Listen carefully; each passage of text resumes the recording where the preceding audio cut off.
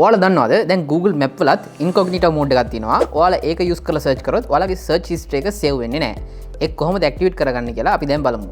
ඔයාලට කරන්න තියෙන්නේ මෙන්න මේ profile icon එක click කරලා turn on Incognito mode කියලා තියෙනවා. අන්න ඒක click කරගන්න. ඊට පස්සේ Incognito mode එක on වුණාට පස්සේ ඔයාලට ඕන දෙයක් මෙතන search කරන්න පුළුවන්. වැඩේ කියන්නේ ඒ search ඔක්කොම ඔයාලගේ normal history එකේ save වෙන්නේ නැහැ. You are welcome. ඊළඟ interesting feature එක තමයි ඔයා browser එකේ මොකක් හරි article එකක් කියවනවා නම් ඔයාට කියන්න පුළුවන් Google Assistant එක කියවන්න. example එකක් හිටියට Hey Google, can you read this article? From Global Brands Magazine. Top 10 mobile brands in the world. By Austin. As we are in the 21st century and the mobiles and cell phones have been... ඒ විතර නෙවෙයි ඔයාලට Google Assistant කතා කරන speed එකක් මේකෙන් වෙනස් කරගන්න පුළුවන්. become regarded as the century icon. ඒ වගේම control panel එකට ගියොත් ඔයාලට Google Assistant කතා කරන එක ඔයාලට මෙන්න මේ වගේ ස්ක්‍රිප්ට් කරගන්නත් පුළුවන්. ඔයා walk කරනවා නම් නැත්නම් exercise කරනවා නම් එහෙම නැත්නම් driving කරනවා නම් ඔයාලට මෙන්න මේ වගේ earphones දෙකක් තිබ්බහම ඇති ඔයාගේ articles ටික Google එකෙන්ම අපිට කියවලා දෙනවා.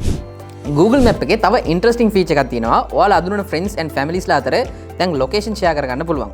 ඔයාලට කරන්න තියෙන්නේ මෙන්න මේ profile icon එක click කරලා location sharing කියන එක on කරගන්න. ඊට පස්සේ මෙතන ඔයාලට time එකක් set කරගන්න පුළුවන් like පැයකට නැත්නම් පැය දෙකකට වුණත් ඔයාගේ location එක share කරන්න. නැත්නම් until you turn off this කියලාත් click කරන්න පුළුවන්. එතකොට ඔයා location එක turn off කරපුවාම විතරයි ඒක turn off වෙන්නේ. එතකන් location එක share වෙනවා. So මේ feature එක ගොඩක් useful ඔයාලගේ friends families ලා කොහෙද යන්නේ කියලා track කරන්න. important දේ තමයි එයාලා permission එක දුන්නොත් විතරයි ඔයාලට track කරන්න පුළුවන්. එහෙම එයාලා permission එකක් දුන්නේ නැත්නම් ඔයාලට මේක track කරගන්න බෑ. So ඊළඟ important feature එකක් තමයි files වල ඔයාලට important file එකක් තියෙනවා නම් මෙන්න මේ වගේ ඒක ඔයාලට rename කරලා ඒක අනිත් කඩේට access කරන්න බැරි විදිහට කරන්න පුළුවන්. ඔයාලට කරන්න තියෙන්නේ මේ file එක long press කරලා මෙතනින් rename click කරන්න. ඊට පස්සේ මේ extension එක ඔයාලට කැමති එකකින් මාරු කරන්න. example එකක් හැටියට මම ABC කියලා තියන්නම්.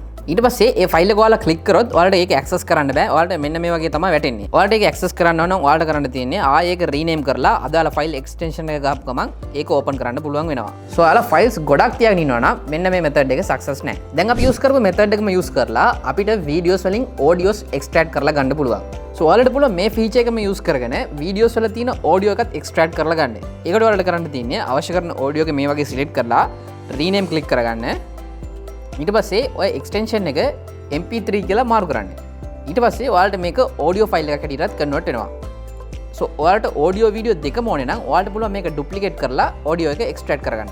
සෝ ඊළඟ ටිප් එක බලන්න කලින් වීඩියෝ එක ලයික් කරලා channel එකට subscribe කරගන්න. සෝ ඔයාලා ගාව Google phone එකක් නැත්නම් ඔයාලා weather එක බලන්න ඕන නම් ඔයාලට කරන්න වෙන්නේ Google එකට ගිහින් weather today කියලා search කරලා තමයි weather එක බලන්න පුළුවන්. හැබැයි ඔයාලට පුළුවන් weather today කියලා search කරලා මෙන්න මේ 3 dot icon එක click කරලා add to home screen කියලා තියෙනවා. අන්න ඒක click කරන්න. මේකෙන් වෙන්නේ automatically ඔයාගේ home screen එකට widget එකක් ඇඩ් වෙනවා. සෝ ඔයාලට ඒක ක්ලික් කරලා directly weather එක බලා ගන්න පුළුවන්. ඔයාලා දැනන් හිටියද ඔයාලගේ Android phone එකේ තියෙන Google Assistant use කරලා ඔයාලට routing set කරගන්න පුළුවන් කියලා? ඒකට ඔයාලා කරන්න තියෙන්නේ Google එකට ගිහින් ඔයාලගේ profile picture එක මේ වගේ tap කරලා settings යන්න. settings වල Google Assistant click කරන්න. මෙතන ඔයාලා routines කියලා තියෙනවා. අන්න ඒක click කරන්න.